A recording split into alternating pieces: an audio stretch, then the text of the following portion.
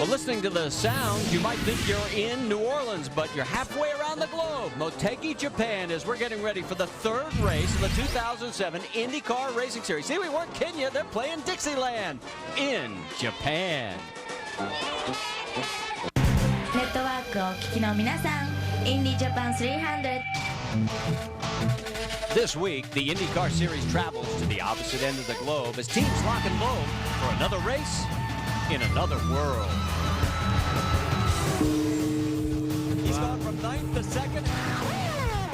Dan Weldon has started strong the last 2 seasons, while Helio Castroneves took St. Pete the past 2 years. Belongs to Team Penske and Helio Castroneves. Helio Castroneves. I drove like I stole it. Will this season mirror last season's showdown between Team Penske and Team Ganassi? From Twin Ring in Motegi, Japan, it's 8,000 miles from America, but for the drivers, it's 200 laps from being closer to home.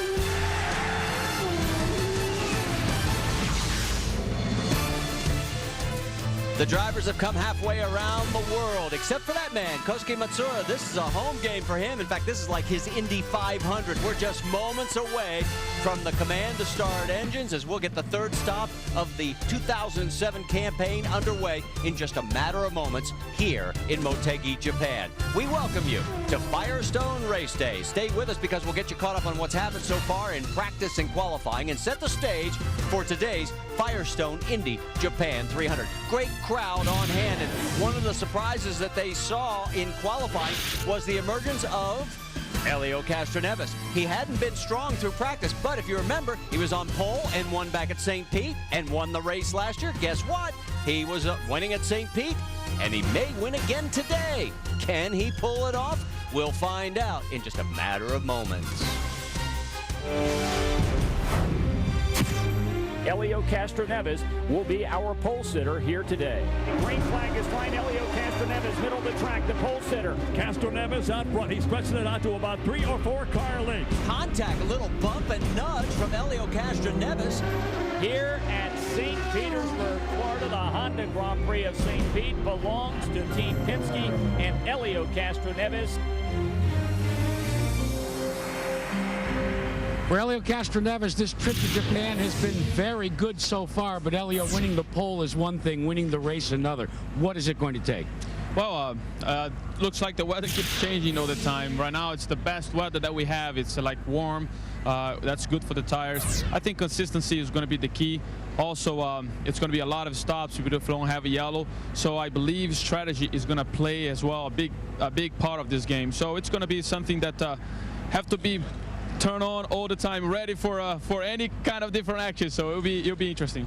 Roger Penske has always been known to split the strategies and the tactics between two teammates. Are you concerned that he'll get the wrong tactic? Well, he's competitive, no question. If he feels like that's going to be an opportunity to win a race for his group, he's going to do it. So now it's a game time. Let's make it happen. Good luck. Thank you. So Helio will be starting on the pole, and the man next to him will be Dan Weldon. Does that surprise you? It shouldn't if you were with us at our first stop back at Miami. He dominated that race on the oval, and could he be a factor in today's race? I think that's a given. Dan Weldon signs an autograph for one of the many thousands in Japan.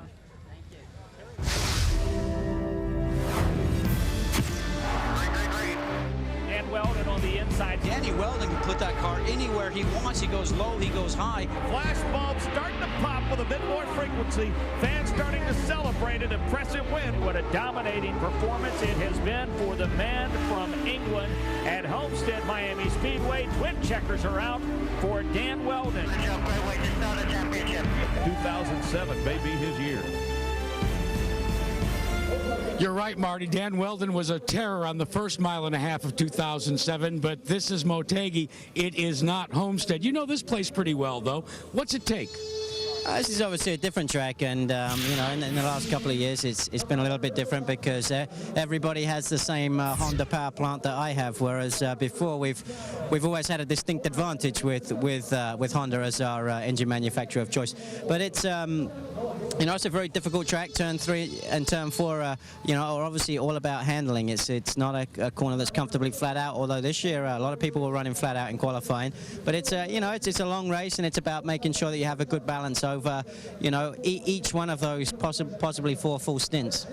Dan, a lot of people wonder if there's an X factor to being victorious in this particular race. Do you see one? No, not really. I think we got Kanan in the background doing his usual tricks, but we.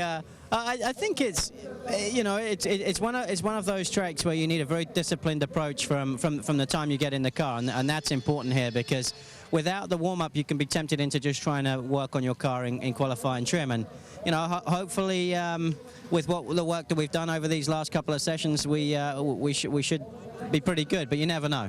Good luck. Thanks very much. Well, Dan Weldon won here in 04 and 05 back-to-back. Let's bring in Scott Goodyear.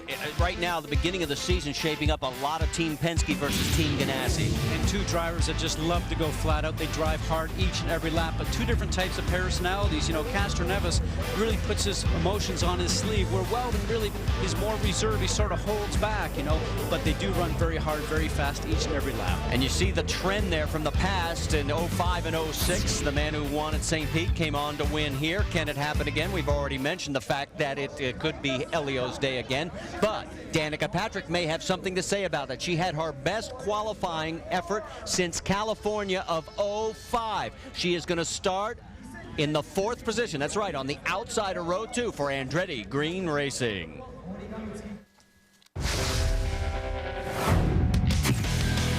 Thousands of flags waving now under the sun-drenched skies here in Motegi, Japan. Green flag is out. It looks like Patrick will take the lead on the high side. Okuro-san, we are off and racing at Twin Ring Motegi. Danica Patrick side by side. Mark James, it looks like Patrick will take the lead on the high side.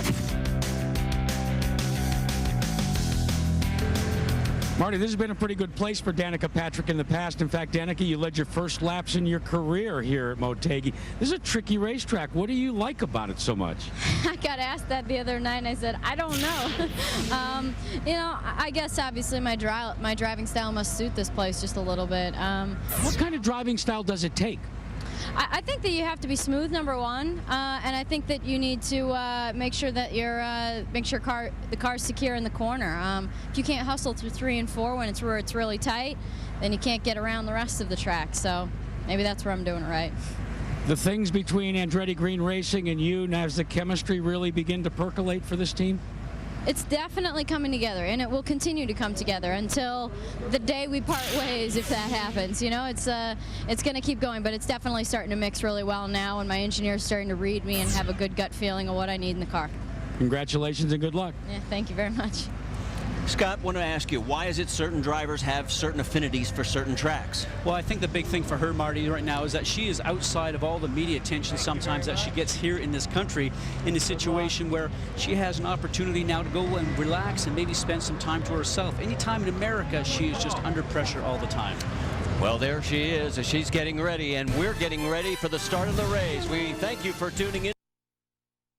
Day, but don't go anywhere, because when we come back, it'll be the command to start engines as Roger Penske, the captain, gives final instructions to his crew. Do not go away. The green flag is coming up next from Japan.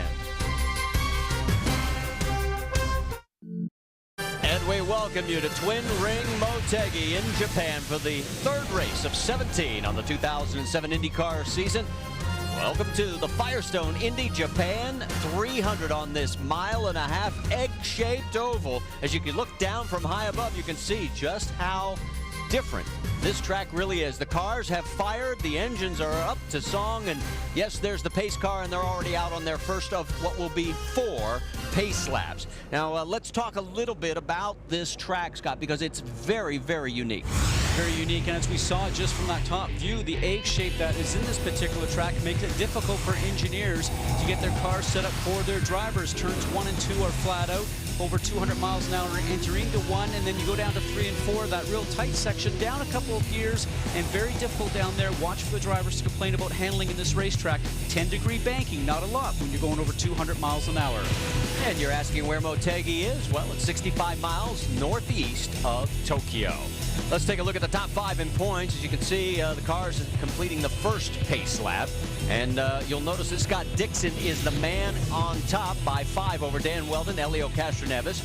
Of those 5, 4 have completed every lap so far in the first 2 races. The one who hasn't? Elio. He missed 1 lap back at the first race at Miami, finished 1 lap down.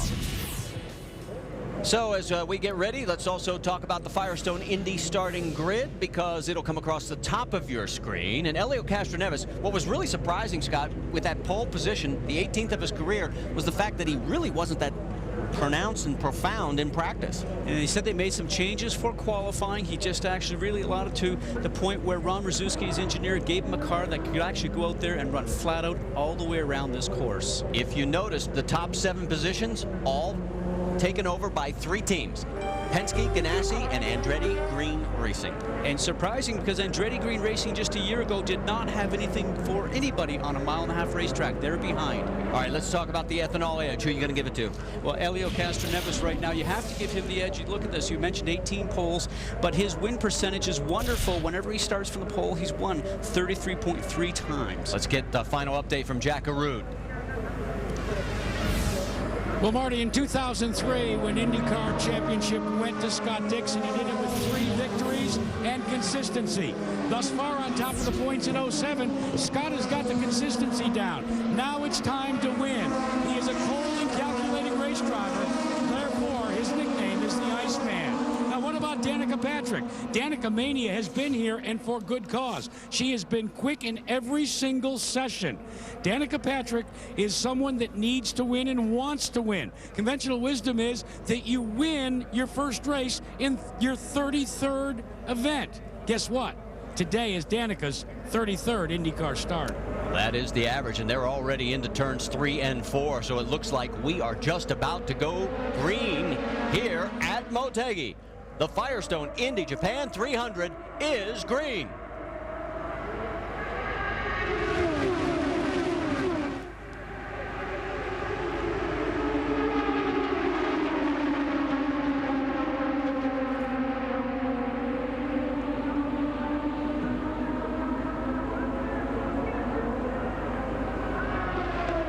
Oh, we already have a crash, and it's Kosuke Matsuura on the very first lap.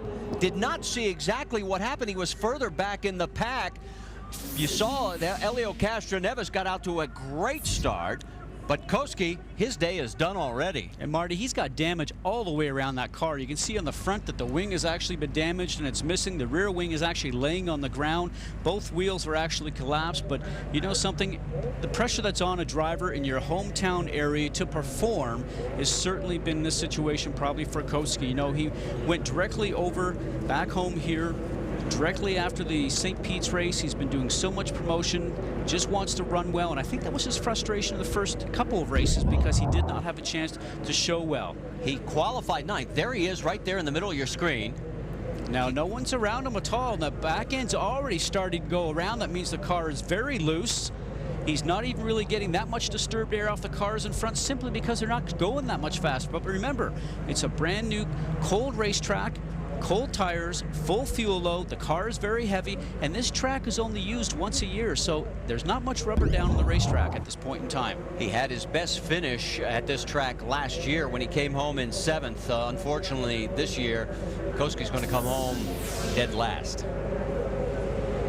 The Delphi safety team is taking their time making sure he's okay, but it looks like he is climbing out of the cockpit of the car. And looks like so far everything is a-okay for Kosuke. Can't say the same about the machine. I think his pride is more hurt than himself actually at this point in time.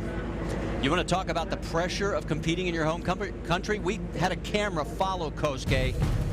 Take a look. at what happens when you're in your home country and you're the only member of your nation. This was for an autograph session. And actually they had yellow tape holding everybody back, and it was almost like a marathon. They took the tape down, and it was actually very orderly the way they actually took off to run to get in line for all their favorite drivers. And of course the Japanese media swarmed all over him, and now he'll have to answer the question of what happened, and I don't know how you say that in Japanese. Well, the car was loose. The car came around from him, and you know something, there's probably not a whole lot he could have done. Actually, if it didn't happen in turn one, it might have happened a couple of laps later, because with that car in front of you giving off a little bit of dirty air, you start to get into traffic, and he just would have had no chance of actually holding on. All right, let's take one more look at it. You're on board with Kosuke. Now here you go. He's on the start, grabbing a gear. Marco Andretti takes off in front of him. Now he's got obviously some cars in front of him. There's a lot of dirty air coming off those cars in front of him, but all of a sudden the back end, he felt it just start to come out from underneath him, and then you could hear him lift off the gas. And we lost our camera as well, but as we said, it looks like Kosuke is okay. So as the crew continues to get his car off the track, we're under our first caution here on the very first lap in Japan. Got a lot more racing still to come here at the Firestone Indycar 300.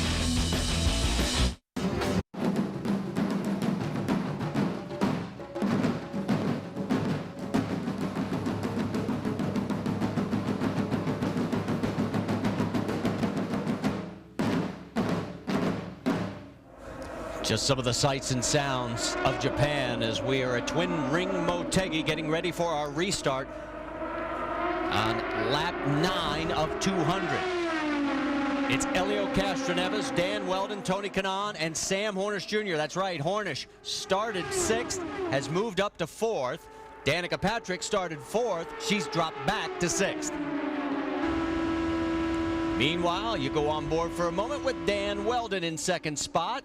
And there's Hornish swinging way wide on the high side. Boy, we got everybody trying a different line. Oh, these guys are being so aggressive so quickly here at this racetrack. And Castroneves, give him credit because he knows he has to protect the lower side from Weldon trying to get on the inside. And he did that previous lap. And now he's got some space between himself and 2nd place.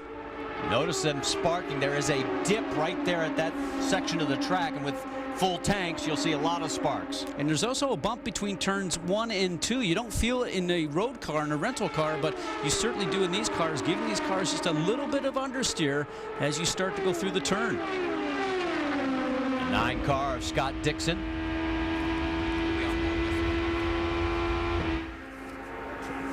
That was out the back of Dixon's car. Looking back on Hornish, there's Marco Andretti getting under his teammate Danica Patrick. So Danica has dropped another position. She's now back to 8th.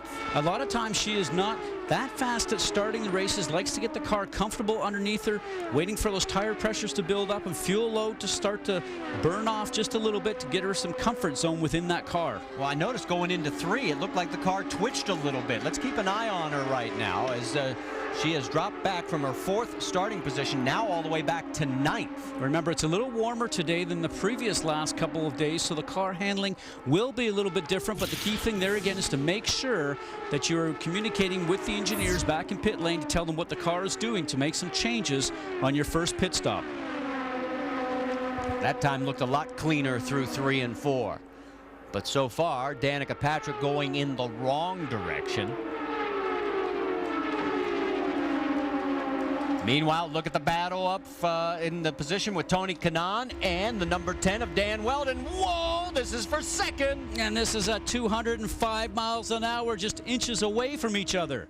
And Kanaan had to get out of it. Remember, that is the tight end of the racetrack, and you don't want to be hung out in the gray there. And we're just in the very beginning of this race, Marty, on lap 15. There's no sense in taking any chances at this point in time. Dario Franchitti and Sam Hornish Jr. going wheel to wheel. We've got passing going on all over the racetrack. That is for 5th. Now this is a very wide racetrack, 80 feet in width. Lots of room for passing here. But remember, as I mentioned, it's just used once a year, so there's not much rubber down in here. As the race progresses and rubber starts to be put down by these cars, the track will start to come in, it will start to get better, and more racing lanes available for these drivers. So Franchitti has taken over the position. He is now 5th. Sam Hornish Jr. is 6th. Let's update you on one other item when we came back to Green Flag Racing. 5 cars did take pit stops. They were all at the back of the field. It was Darren Manning, Jeff Simmons, Ed Carpenter, A.J. Foyt the fourth, and Vitor Meira. They topped off fuel, getting themselves out of sequence.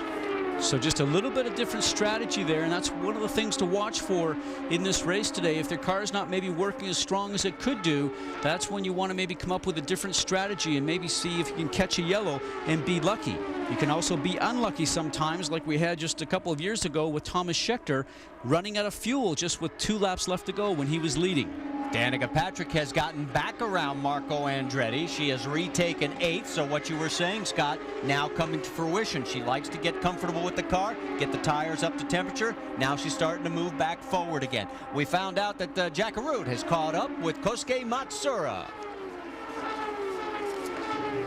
For Kosuke Matsuura, what happened?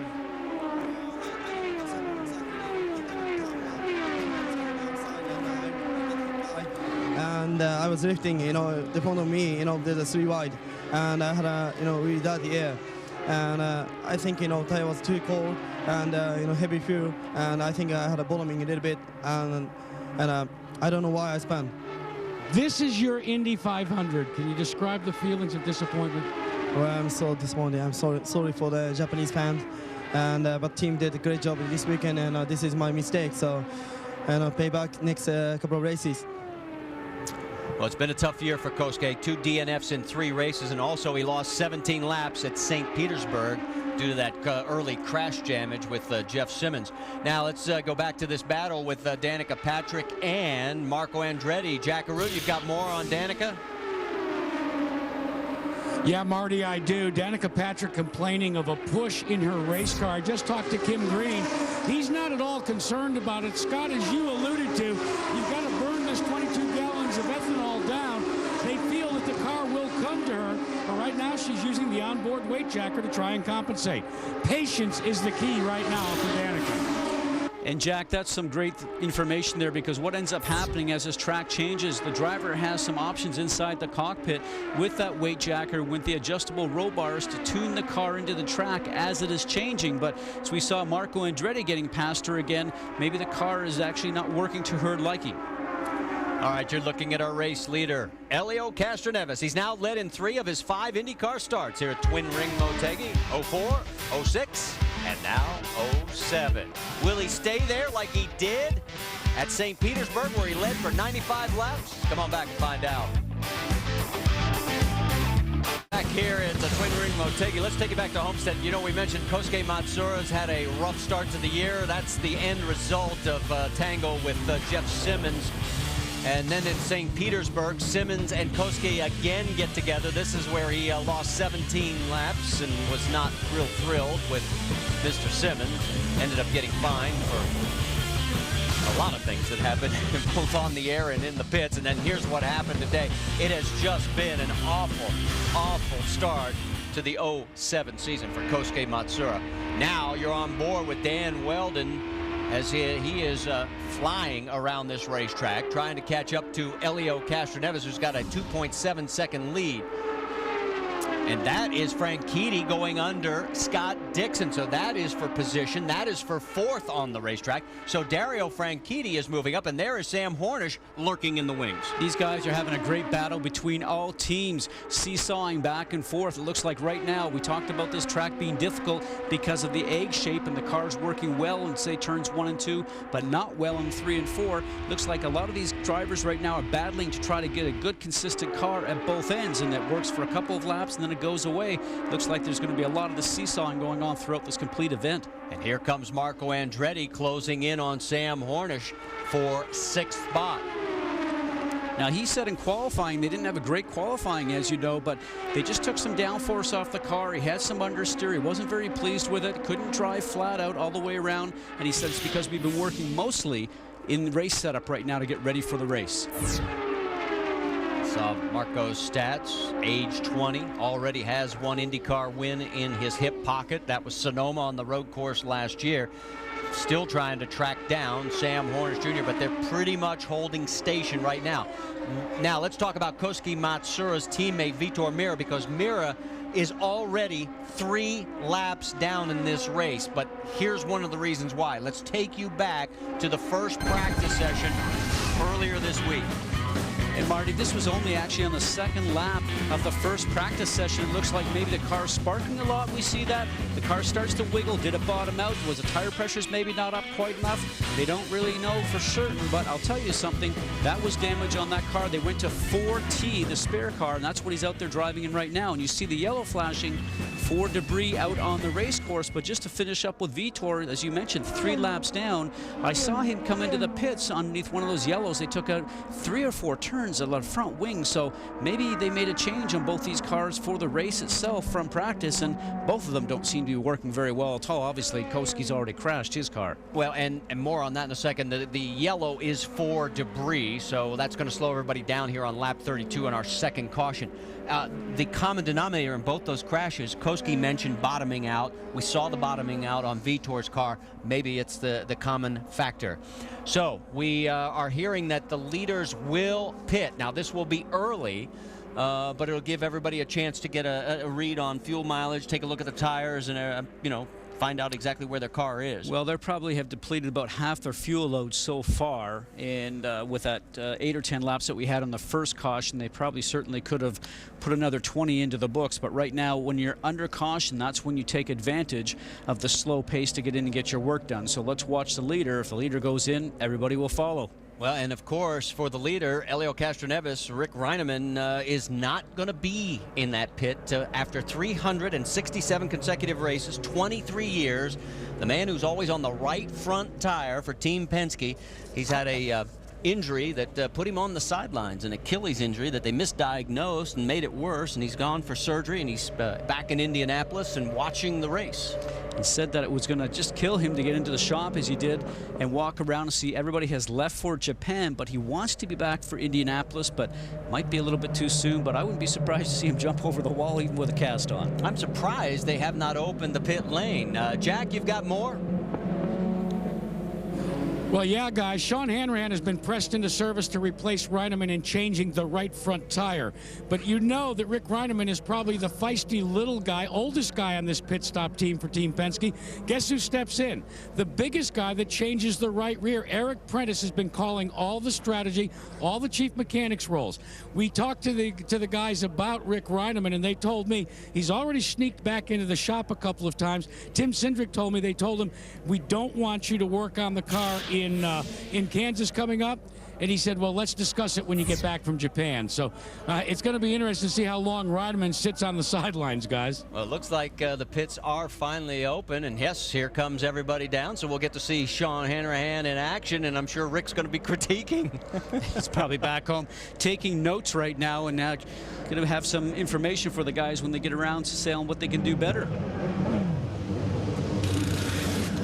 And let's see if we get any changes on the front wing. That'll tell you whether or not he's pleased with his car. No changes at all for Helio Castroneves and the Team Penske machine.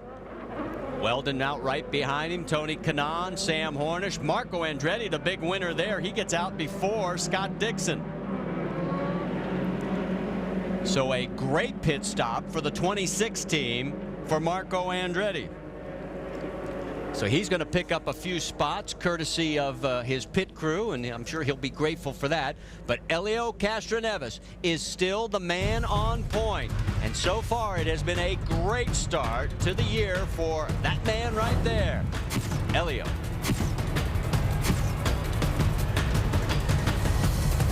Switch. Beautiful scenes here, and looking down from high above, let's check in once again with Jack Arute, trackside. Well, Marty, let's give you our Valvoline tech tip for this week, and it involves the tale of 3 continents. You know, this is the first year that the Japan race had to provide ethanol rather than methanol to power these cars. Well, at first it was thought they were going to have to transport it from their base in the Midwest all the way here on the cargo carriers. Japan stepped in because they have a burgeoning ethanol industry, and they provided the ethanol. There's the 2 continents. Let me add the 3rd continent from you. There is not enough sugar-based product here in Japan to produce the ethanol needed for the energy industry. So they have a trade agreement Guess where the sugarcane came for this ethanol? From Brazil, our third continent, and the focus of our Valvoline Tech Tip. Thank you, Jack. Very interesting. Take a look as we go back to Green Flag Racing at lap 39. It is still Castroneves, Weldon, Tony Kanaan, your top three. Sam Hornish picked up 2 in that pit exchange. He's up to 4th, and now it looks like he's up to 3rd. Well, he said he had a vibration in qualifying. He didn't get the speed out of the car, but amazing to see that Castroneves does not seem to get the best restarts all the time. But once he gets 1 or 2 laps underneath his belt, man, he starts to fly and just starts to command and take a lead. The big loser on those pit stops you did not see on that graphic was Dario Franchitti. He dropped 3 spots. So there it is. You can see it is Elio, then Dan Weldon in the 10 car. Right behind them is Sam Hornish, who has moved up to 3rd, and then Marco Andretti in 4th. Marty, do you know how well your car has to work to be able to go that low coming off the turn? Watch Elio Castroneves, the car in front right now. He just stays low on the very bottom of the track and able to drive off where he wants. Jack Arute, you have more? Well, for Elio Castroneves, Scott, he reported before the drop of that caution that the car had developed a bit of an understeer. Conversation with Tim Cindric and himself. Tim said, well, do you want us to adjust it with tire pressure? Do you want us to do anything? He said, I'm afraid to make any changes in this car right now. Let's see if we can tough it out. When he pitted, they took on the fuel, and that's it. Well, now we'll see if the track starts to come to him. As we mentioned before, only gets used once a year here, Marty. So once you start to put some more rubber down the racetrack, then you have to tune your race car to the conditions. And right now, I'd have to say that Weldon has a car that's looking like it's a lot faster. He's got an inside line run. Can he get it up underneath him heading into 1? This could get dicey. Well, you know, Weldon's not going to take his foot off the gas, that's for sure. Not that, man. Half a car length. Now he seals the deal. What I'm finding interesting is these two are staying low through 1 and 2. Hornish and a group of others are going on the high line. I think they're just sort of sitting back waiting for all the parts to start flying and those guys to start to hit each other. So he's being smart right now. And all of a sudden, Weldon opens up a gap of about 6-7 car lengths. Yeah, he looked like he was faster by far. And right now, I bet you Ellie was thinking, I wished I had made a change in the car to see if I could improve it, because right now, it's not getting any better. While all this was going on, a change in 4th. Tony Kanaan got around his teammate Marco Andretti. You're on board right now with Dan Weldon, and you can see we're having the laps in the 200-mile-an-hour range, even on full tanks. There is Tony. His TK has gotten back around. In fact, now it looks like he's gotten around Sam Hornish as well and is back into 3rd. So we've got some great racing going on throughout the top 5 to 7 positions. And Tony did say that he thought that he was going to have a great race car today because he was pretty confident in the way all the Andretti cars were running on these mile-and-a-half tracks now. Well, remember, Tony had a great race car when we were back at St. Petersburg, but boy, things came apart for him. He still managed to salvage a third-place run, but it was a wicked weekend. Take you back to qualifying when it really hurt. And not very often you see Tony Kanaan make a mistake, but he just scrubbed that inside wall and trashed that car into the outside wall. Then Dario Franchitti in the 27, and Tony made contact on the very first lap. Dario ended up later going down a full lap and fighting his way back to 5th, which I still think is the drive of that race. And Tony came back to 3rd. And right now, he is closing in quickly on Elio Castroneves for second. Starting to run about 2 miles an hour faster than what Elio is. Elio's starting to fall off the pace by about 2 miles an hour per lap compared to Weldon in front of him and Kanaan behind him. And look at this. Here comes Tony underneath. And it looks like he is going to take the spot. So there is no domination today like it was at St. Petersburg for Elio Castroneves. He's been pushed back to 3rd by Tony Kanaan. Meanwhile, the guy up front is Dan Weldon, and he has opened up a 1.2-second lead over these two. And there is Dan with clear track up ahead. Jack, you've got more on Dan? Yeah, fellas, as you've alluded to in reporting it, Dan Weldon likes his race car. The only change that they have made during that pit stop, they adjusted the right rear tire pressure by about a half a pound. Scott, you know when you're adjusting the tire pressures, that's like messing with the spring rates in these cars a little bit. It's part of the fine-tuning of an Indy car. Jack, you're absolutely right, and his engineer Andy Brown is one of the guys that is very good at that sort of thing. A half a pound here, a half a pound there. They can make the car going from being not very good to being absolutely excellent, and right now it looks like that car is working great at both ends of the racetrack, and he looks like he's getting around there without any difficulty whatsoever. We're 1/4 of the way through the Firestone Indy Japan 300, and for the 7th consecutive race dating back to last year, Dan Weldon has led, and he's in the lead right now. He's a 2-time winner here. Will he pick up his 3rd? Stay with us and find out.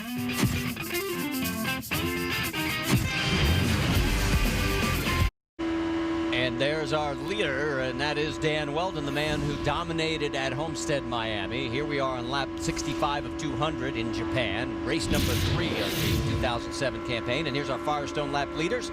Castroneves has led 43, but Dan Weldon is closing in quickly as he is in control now by 1.1 seconds over Tony Kanaan. Elio Castroneves has fallen 3.8 seconds back, and Jack Arute, you've discovered he may have a vibration. That is correct, Marty. Not only does he still battle that push, but there's a vibration on the back of the car. He's made some ring adjustments, but the vibration is getting worse and worse. He just radioed to Tim Cindric and asked Tim, he said, I can't do much more to adjust for it. But Tim Cindric just radioed to Elio and says, don't worry about it. You've got about 15 more laps before we'll put it on pit road, and we'll take a good hard look and try to adjust it with tire pressures and maybe a wing adjustment, guys. When you were in the cockpit and you had this similar situation, what did it normally turn out to be?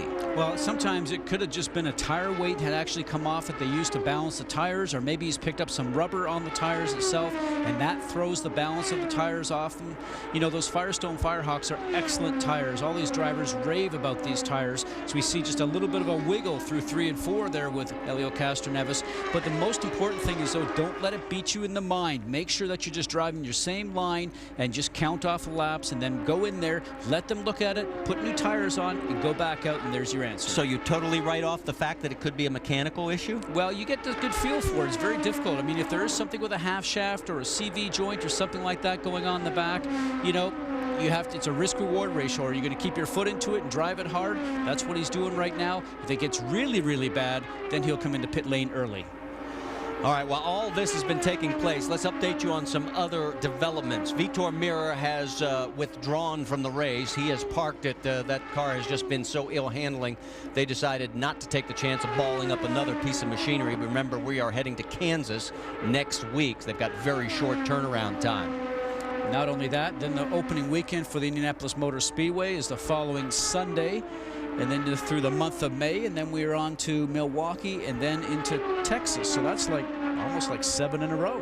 And let's update you also on the car in the right-hand portion of your screen. Dario Franchitti, he has been slowly but surely working his way back up towards the front. He has recently just passed Sam Hornish, and he is closing now on Elio Castroneves. And we mentioned it just a few moments ago before the last break. Dario, in my opinion, had the drive of the race. Even though he finished 5th, he was a full lap down at St. Pete on a street course. To come back, get back on the lead lap and finish 5th was incredible. Very impressive run, but you know, there's a lot of confusion about coming out of the pit lane, whether he was actually behind the pace car, in front of the pace car, but give it to him in the situation where he drove that car as hard as he possibly could and got back up there into the fray. Remember, he had the situation in St. Pete's the year before where he looked like he had the dominant car and he was going to walk off with a win there, but didn't have very much luck in getting the race completed. Right now, Elio holding station. The last couple of laps, it has stayed about just under a second between these two, as Dario has not been able to close the gap. Nothing has changed up front. Dan Weldon is still leading by 1.3 seconds over Tony Kanaan. Looking down through the field and update you on some of the others. There's Danica Patrick at the top of your screen in the Motorola number 7. She is running in 9th place right now. Ahead of her is Thomas Schechter. Right behind her is Scott Sharp, about a second behind her. Not race related, but news came out this week that she was voted part of What is Sexy by Victoria's Secret. Others included male athlete, she was female athlete, Derek Jeter, movie stars Cameron Diaz and Justin Timberlake. What I want to know is, where were you on that list? I guess I must have missed that somehow, Wade. Thanks very much, Marty. Let's get more on Danica, race related from Jackaroo. Yeah, Marty, I don't think she cares about being the most sexy right now. What she's got is a handful of race car with the Motorola Special. She's been back and forth with Kim Green, and this is interesting. Danica talked about how the chemistry and how she's learning to communicate with her engineer. Well, they've been kind of debriefing themselves, not just relying upon the telemetry. They keep reassuring Danica, just hold station, as you say, Marty, and we'll fix it on the next pit stop. By the way, that next pit stop for most of these people should come in about 10 to 12 laps. All right, thanks, Jack, for the update. She's closing on Thomas Schechter, so making a little progress, getting back into the fray. And let's take a look at Andretti Green Racing right now and show you where they are standing. There is Tony Kanaan. He is running in 2nd. Dario Franchitti 4th. Marco 6th. And Danica 9th. And what a difference a year makes. They were nowhere near this good. All year, on a mile-and-a-half track, they were not very strong whatsoever. Obviously, in an oval, we got Tony Kanaan win at Milwaukee, but they were not very strong on the super speedways, so to speak. They did their homework over the wintertime, and these cars are now much more competitive on these mile-and-a-half tracks. And Tony says, you know something, I really am confident that we have a good shot at running for the championship because we are fast on all types of tracks this year where we were not last year. While we were talking about Andretti Green Racing, we can tell you that Dario Franchitti has gotten around Elio Castroneves. So now it is Weldon in 1st, Tony Kanaan 2nd, Dario Franchitti 3rd, Elio Castroneves 4th, and Sam Hornish rounding out your top 5. There they are after 78 of 200 laps here in Motegi. Back here at Twin Ring Motegi, that is Elio Castroneves as they are in for their 2nd pit stop. And I don't know what adjustments they made other than perhaps in the tire pressures. We'll see if Jack Arute can track it down for us. Jack, you got more? No changes. That's hard to believe. What they have found is some of the vibration comes when they go in downshift into 4th gear. They've told Elio just try to be ginger with that. But there were no changes on that pit stop, not even a tire pressure adjustment. You saw Dario Franchitti making his pit stop. Here's Sam Hornish Jr. Meanwhile, out trackside, there is Tony Kanaan. He has taken the lead as it looks like Dan Weldon is coming into pit lane. There he is. Remember, 22 gallons of ethanol fuel now flows very quickly. Jack? Yeah, Dan Weldon, no changes except a tire pressure adjustment. He really likes his race car. Andy Brown and Barry Wanzer are doing a terrific job with this Brit. So he goes back out on lap 85 of 200. Tony Kanaan still has not peeled off to make his pit stop, so he's getting a little better fuel economy. And just as I say that, here he comes into pit lane. So he gets about another lap or 2 over, everybody else that came in.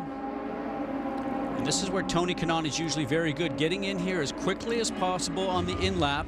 As we see now Scott Dixon coming in for his service work. 4 Firestone Firehawk tires. Jack?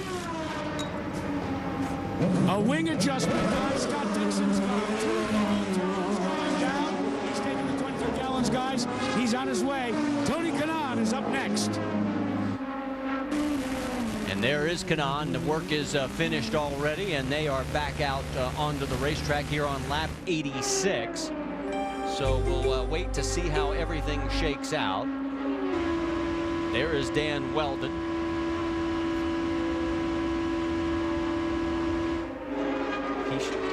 He should reassume the race lead as a result of all the pit stops. We'll wait for the official timing and scoring as he crosses the line this time, and we'll get all the updated information. And yes, it is official now. Dan Weldon is back in control of the race lead. The question will be now, how did everybody else fare through this cycle of green flag pit stops? You know, it's interesting. He is so focused on winning races, and as we saw him at Homestead, really just dominating and running away from the competition.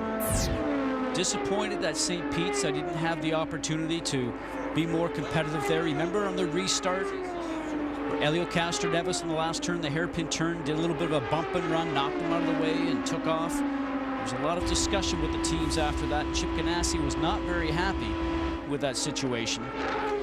That is Sarah Fisher on the right side of your screen, the number 5 car. She's got new sponsorship from Amco on the side, so that's good news for that team. There she is.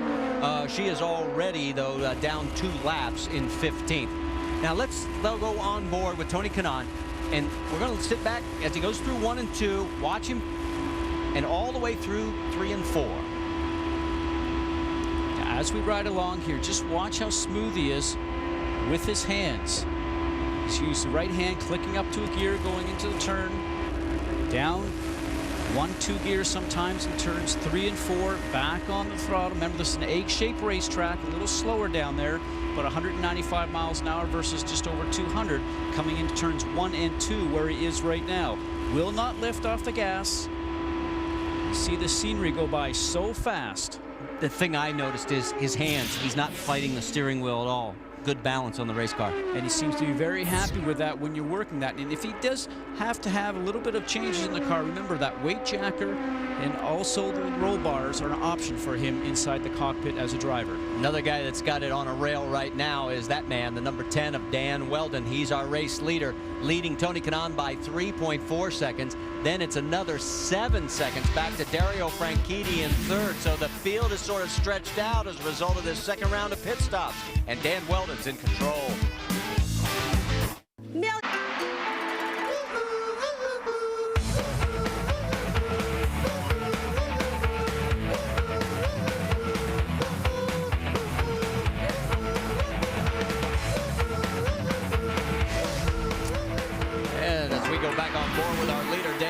There's your top 5 here after 99 of 200 laps. That's right, we're approaching halfway here at the Firestone IndyCar 300. I'm Marty Reed, along with Scott Goodyear. Jack LaRue is down in pit lane, and we're glad that you're with us. And we got more racing tomorrow.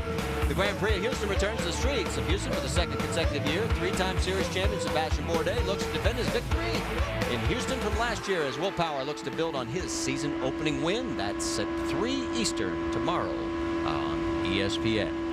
And we've passed the halfway mark. Dan Weldon has led now 55 of 101 laps. On his way to a dominating performance, maybe, Marty, just like Homestead, where he saw him just get out in front and walk away. Well, Dan's one of the guys that loves coming over here to Japan. He has a great affinity for the Japanese culture. I love Tokyo. I love the whole Japanese culture. And you know, I feel responsibility as part of the Honda family to perform very well there. They've, you know, supported me from a very young age in my career, and you know, I just, you know, it's kind of like payback because that's a special event for them. One of my goals is to get you to like sushi, Scott Goodyear. Yeah, well, you know, I hope you have patience with that, son, because it ain't working. And Dan certainly, he may do that. But, you know, the disappointment last year when he finished 2nd and he really wanted to win again here in front of the Honda people, because it is a major thing for all the people at Honda to see their engines out there and winning. And also, this is obviously the hometown for Firestone, so it's a major thing for all these drivers from Pride. That's Buddy Rice in front of him. Last time we saw Dan on board, he was having a little bit of difficulty setting up passing with the turbulent air, but this time it looks like it's a little easier. That's where you're watching that, though. He was working the cockpit adjustments a whole lot for those quite a few laps that he was behind Sharp, and I think what he ended up doing was getting his car set up now through the weight jacker and the roll bar adjustments that the drivers have inside the cockpit to work a little better in traffic. And now it seems like he can drive up behind people and pretty much pick his line and just drive around. Well, his lead has been cut down to 1.4 seconds. It was over 3 seconds just about 5-6 laps ago. Tony Kanaan is closing the gap. Now it's another 11 seconds back to Dario Franchitti in third. More lap traffic coming up. Let's see if we get an idea how well the car is handling. You can hear how much he's off the throttle there in that turn. That was very interesting. But now you saw Dan go through, and you can see Kanaan just starting to come up behind Buddy Rice. There's the 7-Eleven machine of Tony Kanaan. See how he does. So he's now riding behind the 15 car just up ahead of him, of Buddy Rice. And he can't afford to waste any time. He wants to get around Buddy right now, and he does. Nice timing, perfect draft. Got the inside line going through the turn exactly, and look at that now, 1.61 seconds behind the leader, so he's cut it down into about half. As he went around Buddy Rice, Buddy's best finish here was in 05 when he came in third, and there is Ed Carpenter getting passed again. He's already a couple of laps down. Let's get more on Tony Kanaan, Jack. Well, right now, Tony Kanaan likes his race car. They didn't make any adjustments on that last pit stop. I just talked to the crew, and they said Tony reports that he likes what he's got. The big question mark that they've had, though, as you know, Scott, will he like it at the end of the fuel load? That seems to be what all these teams are struggling with. Not when the car's got a full load of fuel, but when you burn it down to about 1/3 left in the tank. And that's going to be important because you've only got probably 2 more stops to get any changes done on the car as far as wing adjustments or tire pressures are concerned, Jack. And in that situation, you have to have it right for that shootout that's probably going to happen at the end to win this event. Well, you notice the graphic said he was second here in 2004. He was third last year at Motegi, but he has yet to win here. Maybe today could be the day. We're working lap 109 of 200. He is 1 second behind Dan Weldon, so he is closing down the race lead. The gap is narrowing between Weldon and Kanaan. Can Weldon hold off the hard-charging Tony Kanaan, or does Kanaan close the door? Back here at Twin Ring Motegi, where Dan Weldon is leading Tony Kanaan after 113 of 200 laps at the Firestone Indycar 300. But Weldon may have a problem. We're hearing from down trackside that he may have some kind of communication problem. He was tapping his helmet. Well, usually when you go by the front stretch, if you're doing that, it's sort of telling the pit crew that you cannot actually hear if they're trying to get through to you on the radio. Jack Arute, you have more on that? Well, Scott, that's exactly what Dan Weldon was doing. First, they wanted to make sure that there wasn't a radio problem on pit road. They have pit boards out on the outside perimeter of pit road. Every time he went by, he was trying to let him know that he had no radio. Then they finally ascertained that, yes, the radios are out. Now they'll be using the old-fashioned technique, the pit board, for the rest of the race. This is a page from the past, guys. You saw him tapping his helmet again, so he's still not hearing and not able to communicate. So this is going to get a little interesting as, you know, you get used to having the luxuries of instant communication.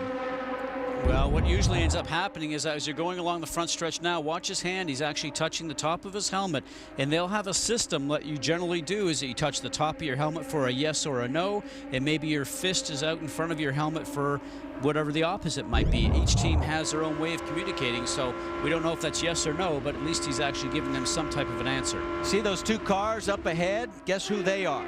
That's Marco Andretti and Danica Patrick. They are running 9th and 8th respectively. Those are the last 2 cars on the lead lap, and they're about to go a lap down at the pace that Dan Weldon is running, unless we get a yellow. And he's just burning off laps almost at 199 average, maybe even sometimes a little bit more, close to 200.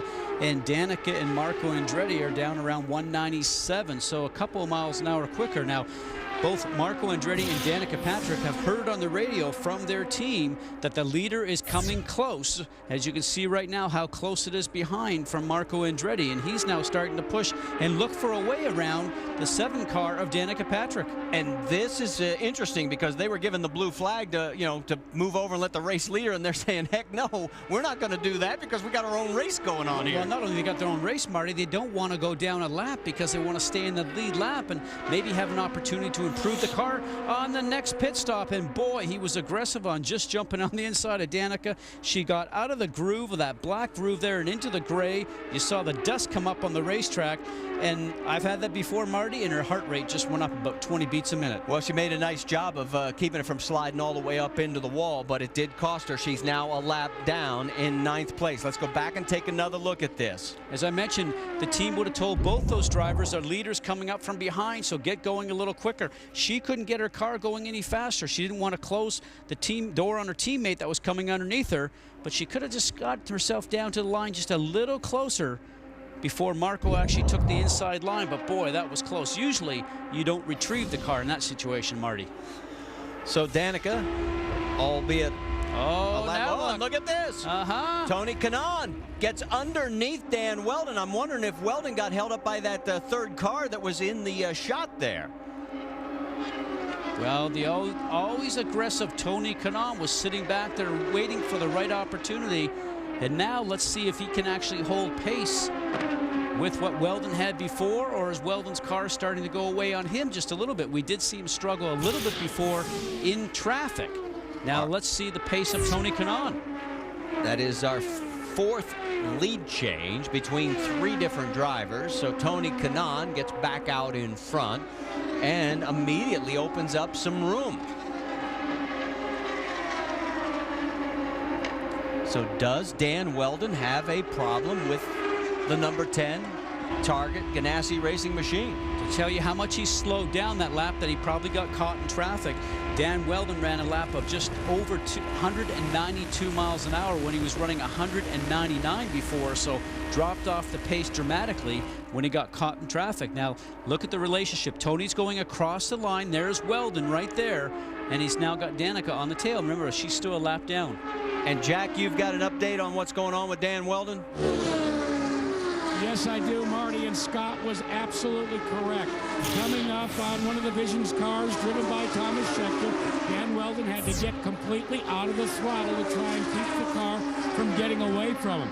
This is one of those momentum-type tracks, and it was costly.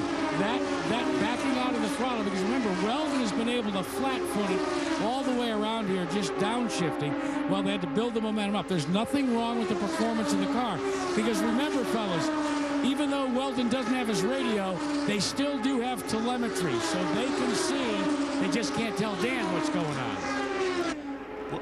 Well, Jack, to go on with that, his last lap was 198.4 miles an hour. The top car is the Vision Racing car that actually those 2 cars are starting to pass. And you see the 7-Eleven car on the lower side of Tony Kanaan making a clean run underneath Dan Weldon and Target Machine.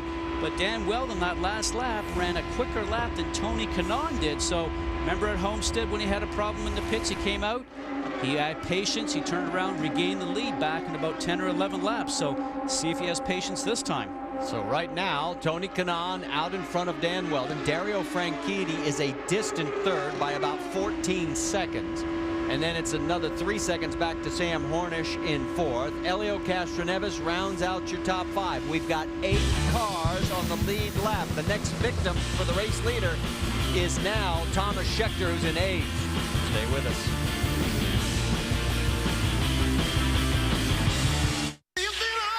Here at Twin Ring Motegi, and I'm not sure I heard exactly, but we're getting word that maybe Dan Weldon has been black flagged and we have no idea what is going on. I can't believe it would be because he doesn't have a radio, but we'll have to wait and see if that is the situation. Well, the team's going through the normal pit stop. I mean, we were due for stops early. This could be a miscommunication. Yeah, I don't see this at all because, you know, he's in and out. They weren't looking at anything on the car whatsoever, so maybe we're...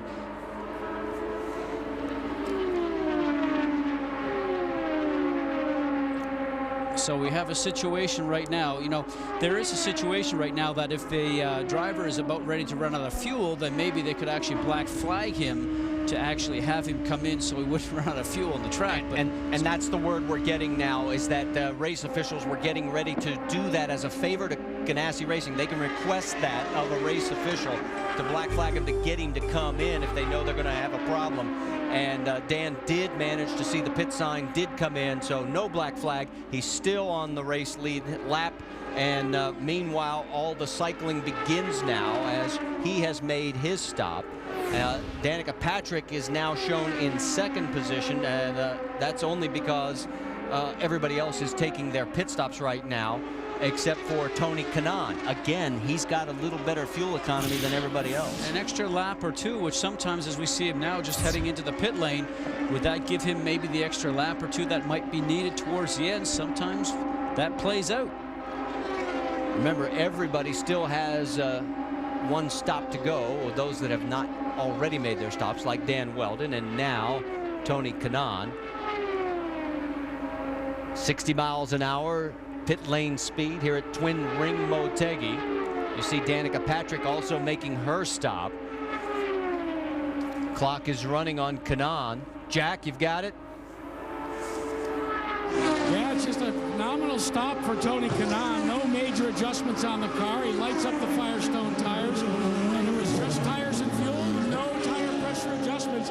Tony Kanaan's running. By the way, guys, I did confirm Barry Wanzer did request that the IndyCar officials black flag Dan Weldon because they didn't have a radio. Telemetry was telling them that the car was low on fuel. All right, so I'm glad we got all that sorted out. And look at Marco Andretti. He is fighting with Dan Weldon, Scott Dixon, and one of the Penske cars in there. There is Tony Kanaan as well. This is getting a little dicey here, guys. Remember this track? Oh, and Marco tagged the wall right in front of the leader, and he brushed the outside wall, and it sent him right across to the inside wall. So you remember the problems back at Homestead where Marco finished in like 18th position, and now he has this crash here. And they were worried about the points championship back then. In that situation, this is not going to help whatsoever. And there's his father Michael standing on the wall looking around going, what happened? Now the question becomes, those cars that pitted under green, those that stayed out, how's this all going to play out here on lap 136 of 200? There is Michael Andretti, and his son is literally right out in front of him there on the front straightaway. Now Marco was weaving a fair amount on that backstretch, so let's just sort of see what was going on here. Here he is going through turns 3 and 4, the tighter turns there. He's up high, guys. He's absolutely up high, out of the black, where the groove is, where the rubber is, and gets into that gray, turns the steering wheel to avoid the wall on the outside, and when the car finally catches, it just shoots him across the track and into the inside wall. And what a job. I think it was Dan Weldon that avoided Marco there. Take another look. That is a great move. Now, that's not something that you stop and think about. That is just reactions on the drivers, including Tony Kanaan, who made that move. They always say that if a car is starting to spin in front of you, Marty, you go to where that car is, because by the time you get there, the car will then have moved, obviously. Now, here we look at it again. You can see that he's the blue car on the top side of your screen, getting into what we call the gray area. Out of the black area where all the rubber is, and the groove that we call is where you want to be. And as soon as he hits the outside wall, he shoots off and hits the inside wall, and his day is done. And it was Weldon that just barely missed. When it looks like it's such an easy maneuver, but it is not. A great piece of driving by Dan Weldon, and unfortunately for Marco Andretti.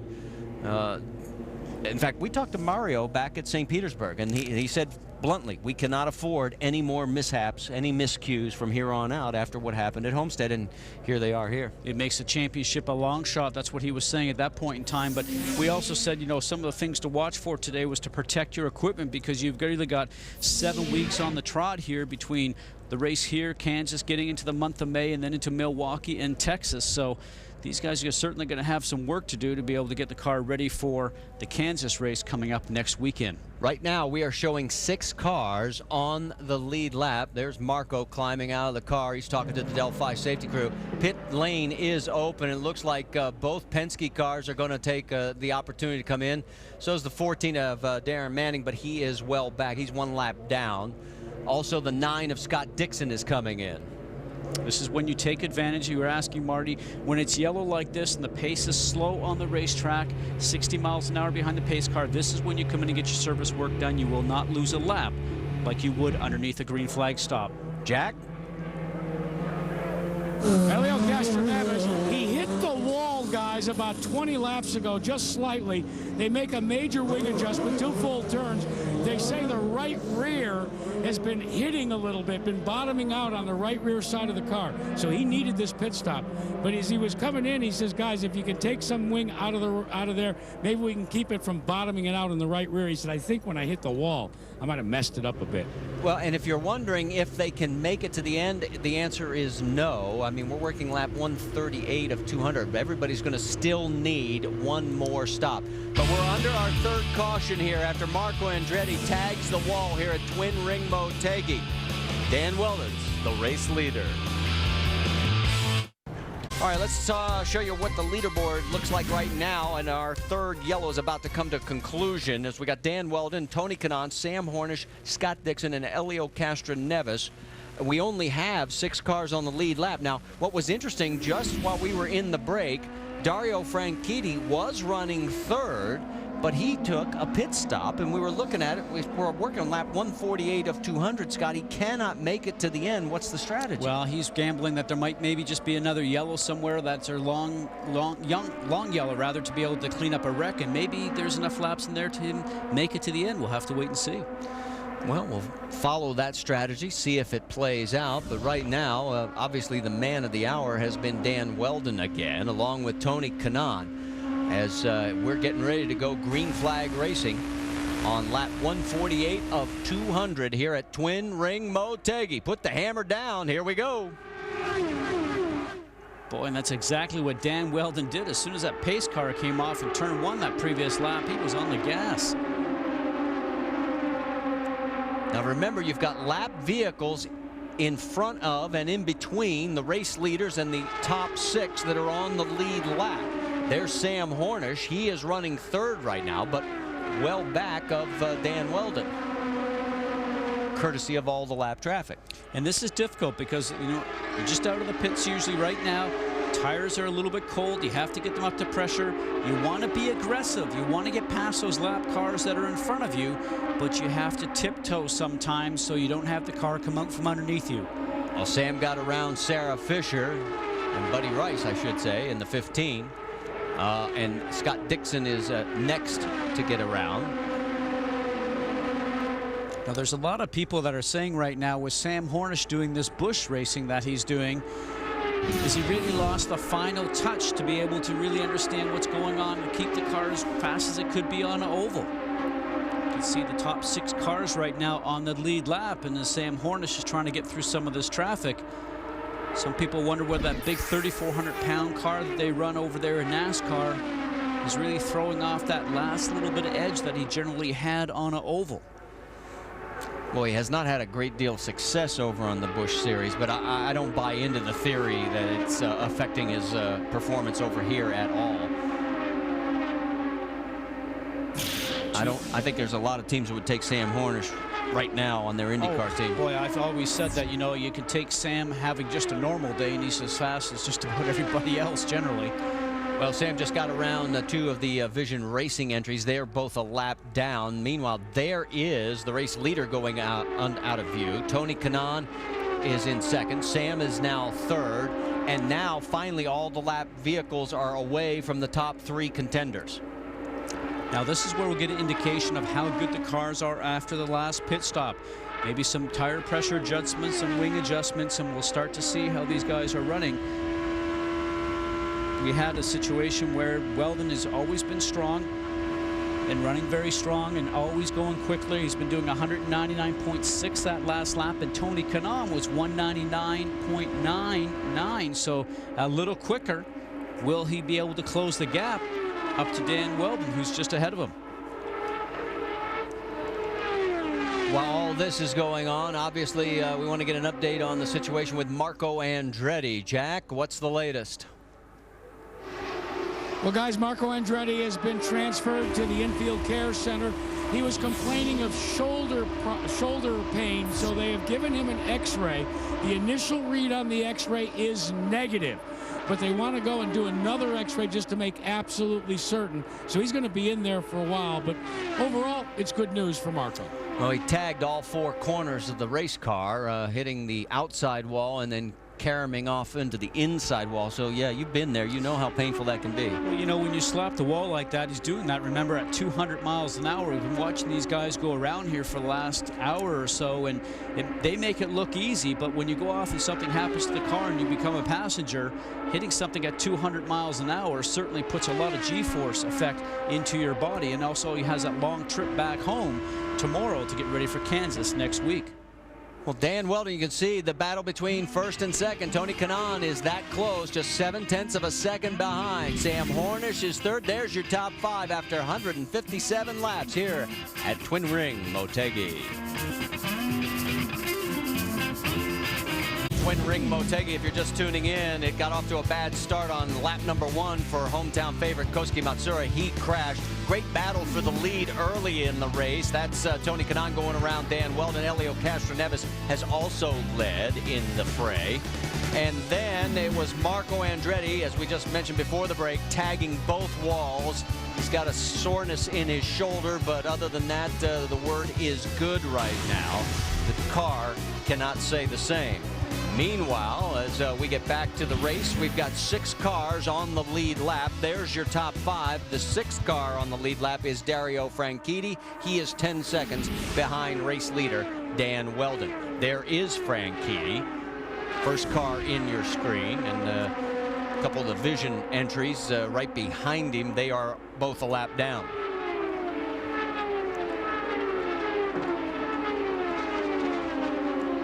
Still trying to figure out why Franchitti came back in to top off on fuel when there's not unless we get an extended yellow and he stays out. I just don't see how that strategy works, but that's why the engineers and the strategists get paid the big bucks, and that's why you and I are up here.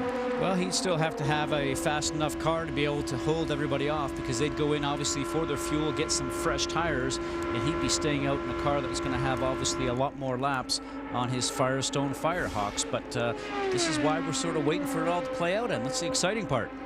Meanwhile, pretty much holding station between first and second, Dan Weldon is now 0.8 of a second in front of Tony Kanaan. It's 3 seconds back to Sam Hornish in third.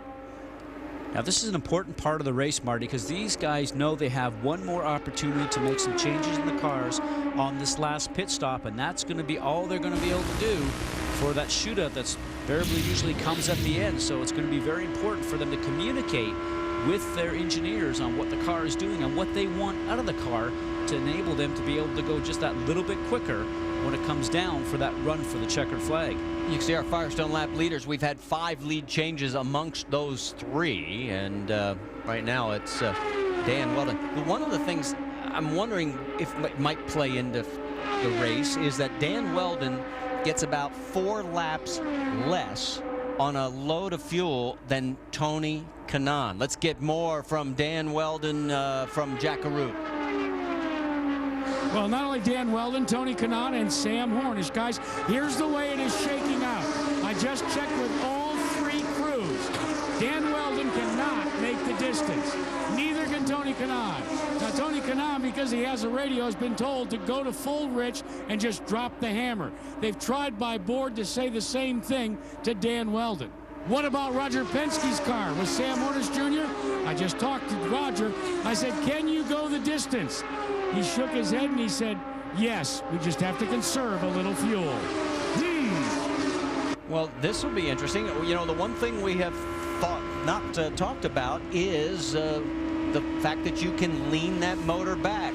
We'll delve into that issue, talk a little more strategy. Maybe that's what Hornish and Franchitti are working on here at the Firestone Indycar 300. Stay with us. Back trackside, it looks like he could be on his way to 3 out of 4 because he's got the race lead now up to 1.1 seconds over Tony Kanaan. But right before the break, we heard from Jack Arute that Roger Penske may have told Sam Hornish to dial back the whip, lean the motor out. You're doing the calculations. If that's what Sam and Dario Franchitti are trying to run, can they make this work? I don't see, from what I'm calculating right here, that Hornish will be able to do it. But there again, maybe they're going to run that thing so lean and get the fuel mileage up there that they figure they might be very close. But maybe I would have to say that they know they might not be able to beat those first 2 guys on speed. And here comes a yellow, which is going to actually help that situation. Well, we don't have the yellow yet, but that is a piece of debris that has come off one of the race cars that is right on the inside line. Now, the question will be, will Brian Barnhart and the IndyCar officials say, in fact, we're being told it's the camera mount from Thomas Schechter's car. That would be the piece that sits right up above him. Well, it's a piece of debris on the racetrack. I got to believe that they're going to want to go out there and pick that thing up, but let's just wait and see. But key thing right now, I'm sure that Hornish is on the radio saying, you know something, I see some debris on the racetrack, and I think we need to get that picked up, where the other 2 guys are probably trying to just make time and drive away. Now you can see the top of Thomas Schechter's car, the number 2 car there. And boy, does it ever look different now that he's actually lost that. Yeah, it sits right up there and up where the air scoop is, right above his head, and it's gone. Let's talk about Dan Weldon. His last pit stop was on lap 130. To give you an idea, Dario Franchitti's pit stop was at 146, and Sam Hornish was at 138. So that will give you an idea, and we're working lap 172 now of 200. So, and it looks like IndyCar officials are going to let this go green because nobody's running down on that inside apron on the backstretch. Weldon's lead 0.6 of a second. It was 1.1 about 3 laps ago. So Tony Kanaan maybe got the word, turn up the wick. Maybe Dan didn't. Well, as you mentioned, that he has no radio contact in that target car, Dan Weldon, so maybe he has not been able to find out that he can go to full rich on the fuel to produce more horsepower with the engine, which makes you obviously get around the racetrack a little quicker as Tony Kanaan starts to wheel him in. But you know something, it's one thing to catch up to the car in front, another thing to pass. The in lap and the out lap after the pit stop is very important. Tony Kanaan is always very strong at that, but the crew is going to have a lot of pressure on them to run a flawless pit stop to make sure that they do not make any mistakes when they go and add the fuel. They will not need a complete 22 gallons of ethanol fuel. They'll need just enough to be able to get to the end of the race. And obviously 4 fresh Firestone Firehawk tires. Now those tires are made in Akron, Ohio at the Firestone plant there and then sent over here to Motegi for all these competitors to use. And it was a tire that was developed at Indy last year, and they're using it here at Motegi. So some great information that the engineers will get on this tire getting ready for the Indianapolis 500 race, because it's the same tire that they will use at Indy in the month of May coming up shortly. I'm watching the lap times right now. Sam Hornish at 27.6 seconds. The race leader is at 27.3. Dario Franchitti is at 28.4. He's definitely dialed the wick back, but he's in jeopardy of potentially going a lap down. Will this strategy play out? Stay with us and find out. We've got 25 to go. Don't forget, next Sunday afternoon on ESPN2, defending series champ Sam Hornish Jr. looks to repeat last season's win at Kansas Speedway. The Kansas IndyCar 300 on ESPN2, Sunday, April 29th at 4:30 Eastern. Back here at Twin Ring Motegi in Japan, there's your top 5. There are 6 cars on the lead lap. Not shown there is Dario Franchitti. He is 21 seconds behind our race leader, Dan Weldon, after 177 of 200 laps. Let's move a little bit further back into the field, because you can see that right now it's pretty much holding station. Weldon 1.4 seconds ahead of Tony Kanaan. And give a shout out to Buddy Rice in 7th and Jeff Simmons in 8th. Buddy is in 7th position, 1 lap down. He finished 5th here at Motegi last year. Now there is Scott Sharp. Give him a little love too, because he's running in 12th. He is 1 lap down. But there is Buddy in the number 15. Thanks to all our camera friends at Japanese television for obliging us. You got to remember that Rice qualified 11th, and the man right behind him, Jeff Simmons, qualified 17th, had a horrendous race here last year, crashed twice, once in practice, once in the race, got upside down, and here we are on board with Jeff. And believe it or not, the other day, it looked like this was going to be deja vu all over again. You know, you mentioned sometimes tracks work for you, sometimes track work against you. And on your left-hand side of the screen, you can see he was actually coming out of turn 4. A little bit tight, and the car just got loose on him. He spun around, but grabbed a gear and kept on going. Pretty impressive run for him. Here you go on board with him. Around you go 360, and this is where you say to yourself, Marty, wow, I didn't hit anything. That's amazing. Yeah, it was amazing. And so far, he's done a fine job because remember, Jeff started 17th in this 18-car field. So he's running in 8th, Danica Patrick 9th. Thomas Schechter rounds out our top 10. Let's go back up front, check in once again. There is Dan Weldon, still in control at 1.4 seconds. Tony Kanaan in second, and Sam Hornish now 7.3 seconds. And Dario Franchitti there he is right in front of Weldon, and Weldon is the word we're getting ready to pit. So Franchitti is about to go a lap down if he stays out, and Weldon does stay out. Well, this will be interesting because the real question is, will Franchitti be able to get almost to the end, or will there be a yellow to sort of help him out? But it's a gamble they're playing right now on strategy. They're hoping they do not have to come in before the end of the event. Weldon, on the other hand, and Kanaan, they've been running that faster pace. They certainly know that they will definitely have to make one more stop. Right now, 5 cars on the lead lap. Franchitti has just been put a lap down. The last thing he wants to see right now is a yellow. He needs Weldon and the race leaders to have to pit for his strategy to work. That is Scott Sharp. Sharp is running in 12th. He's already a lap down. Now make it 2. Doesn't bode well for a mile-and-a-half setup for Scott Sharp when they go off to Kansas next weekend. Of course, they have struggled with speed, obviously. Yeah, Scott won this race back in 2003 here at Twin Ring Motegi. Yeah, if you're wondering how it got its name, Twin Ring, it's because there's 2 racetracks here, the road course and the oval. And in fact, there's actually 2 additional tracks, a go-kart track and a dirt track. He's in. Here he comes. He's coming in. So the strategy so far has paid off. There goes Scott Sharp, and Dario Franchitti will get back on the lead lap. But now everybody else has to go through this cycle. So here we go on lap 185 of 200, now 186. 14 laps to go. This is going to be a quick stop. Jack Arute, we're going to send it to you.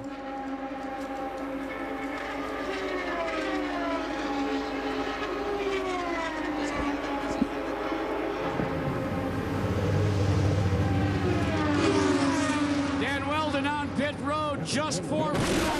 They don't even have to tank up, and he is off and away, the first of the leaders to pit.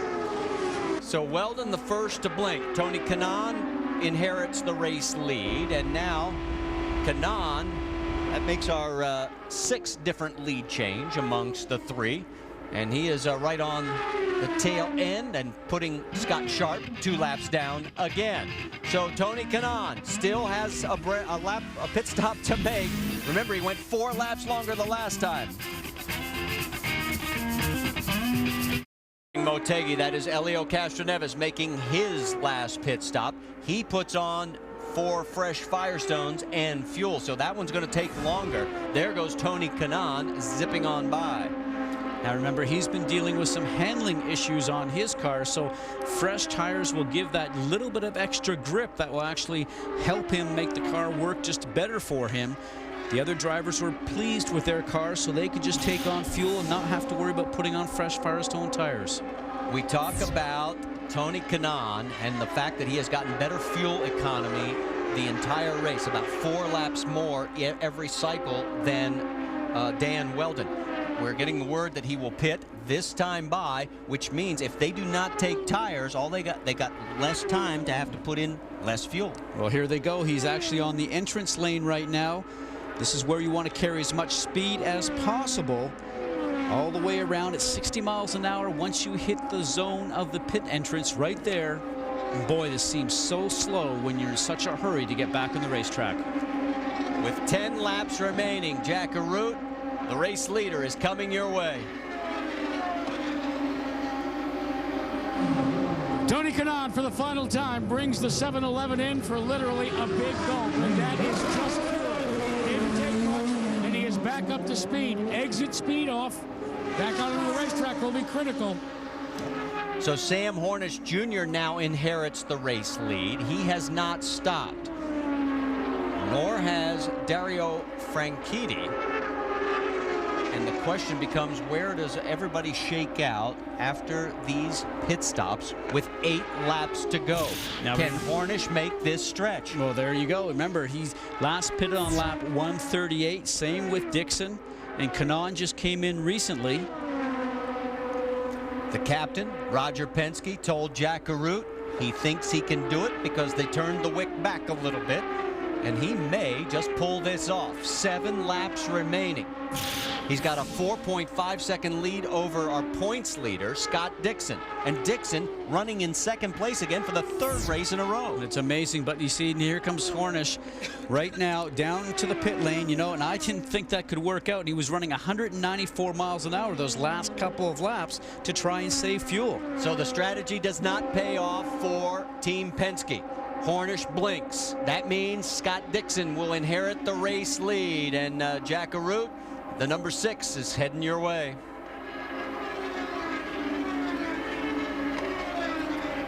The gamble falls just a handful of laps short.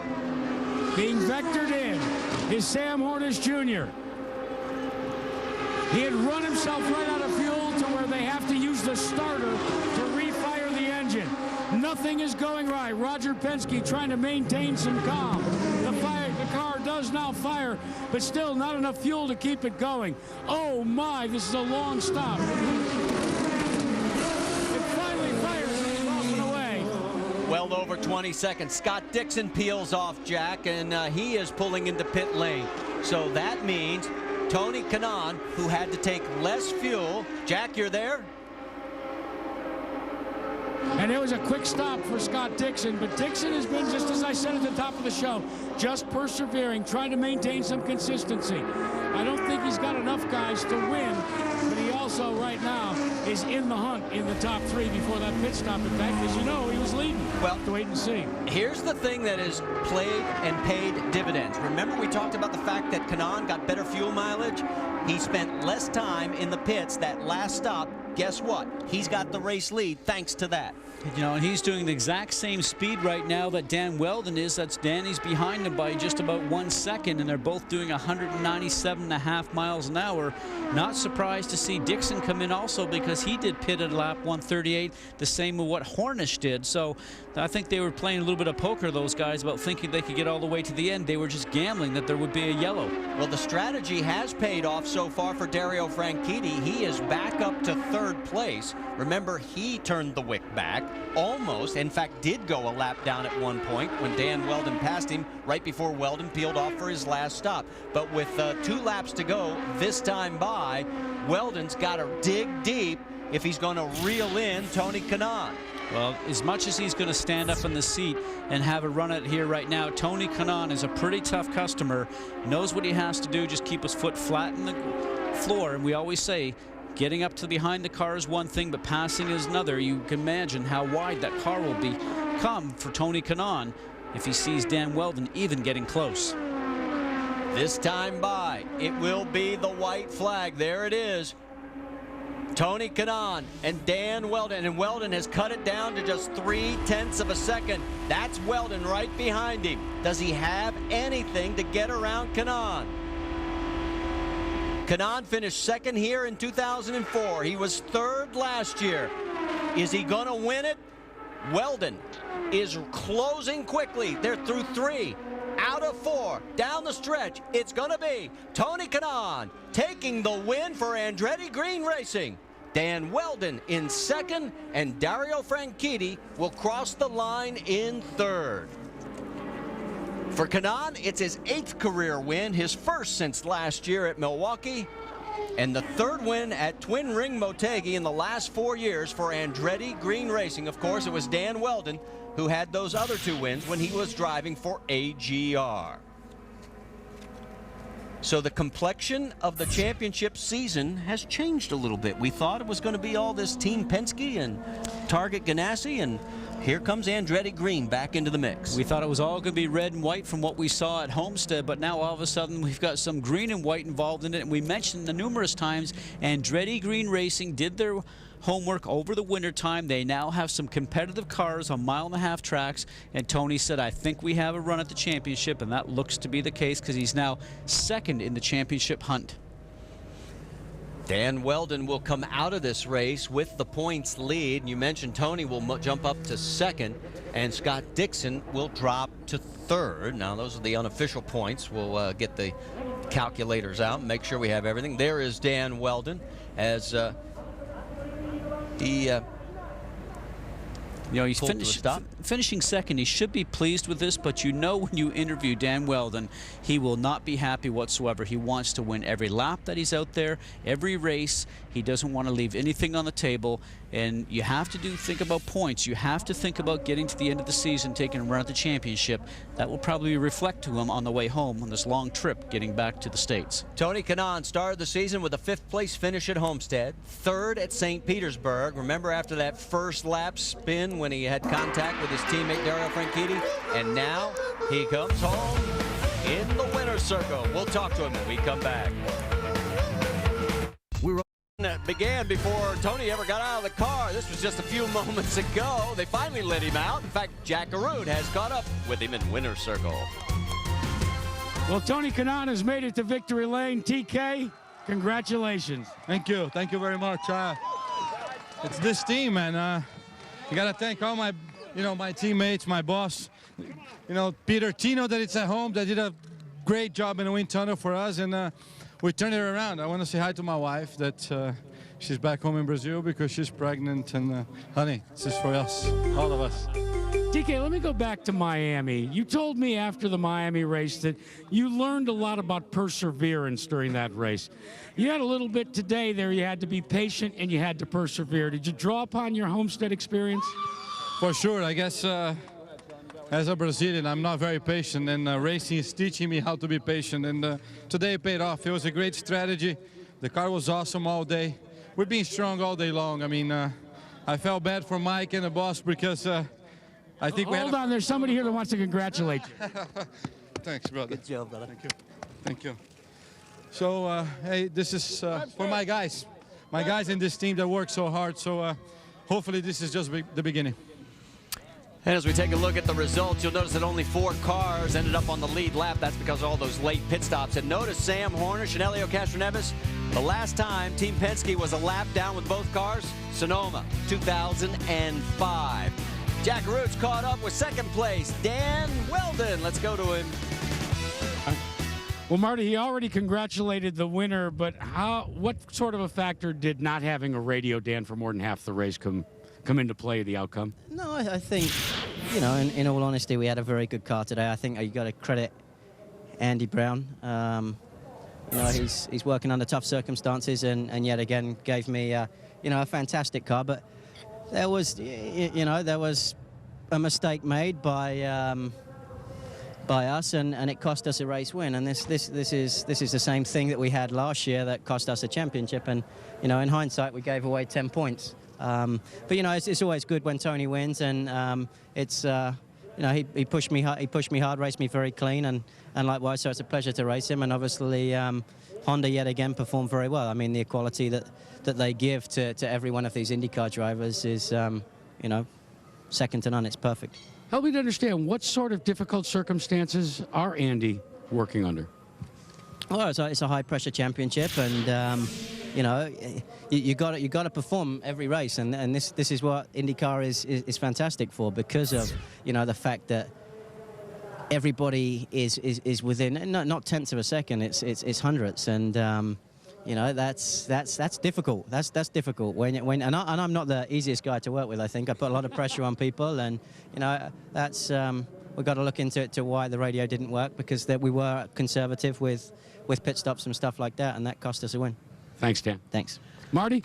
Well, Jack Dan's not going to be happy with second place, but he is the new points leader, and Tony Kanaan moves up 2 to Tony Kanaan, and you can see all the way down. Marco Andretti, well, a 20th and a 16th. That's what puts you in 12th place in the championship points. Let's check in with third place, Dario Franchitti. Here's Jack again.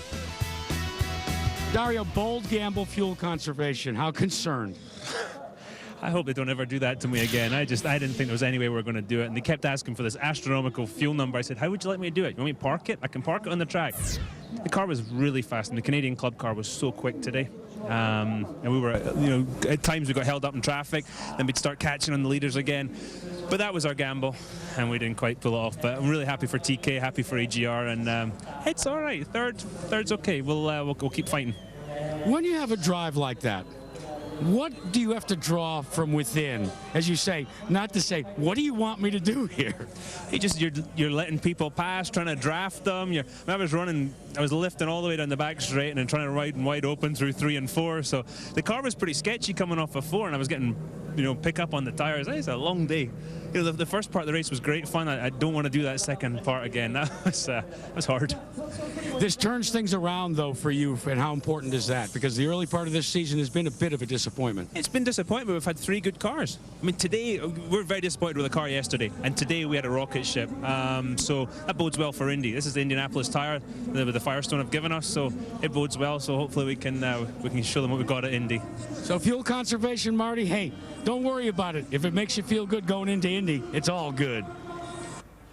Well, traditionally we would be going to Indy next, but we got a quick turnaround next week. We're in Kansas. What do you think? In Kansas, another 1.5-mile racetrack, a very fast track just like this, but everybody's thinking about Indy, and AGR, guys, I think is back.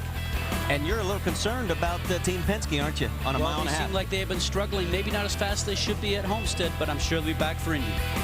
Well, we'll see you next Sunday, April 29th at 4:30 Eastern on ESPN2 for the Kansas IndyCar 300. This has been a presentation of ESPN, the worldwide leader in sports. Coming up next, the 2006 World's Strongest Man Competition. Congratulations once again to Tony Kanaan. For Scott Goodyear, Jack Arute, I'm Marty Reed. Thanks for spending some time with us here on the IndyCar Series. Till we meet again next week in Kansas. So long.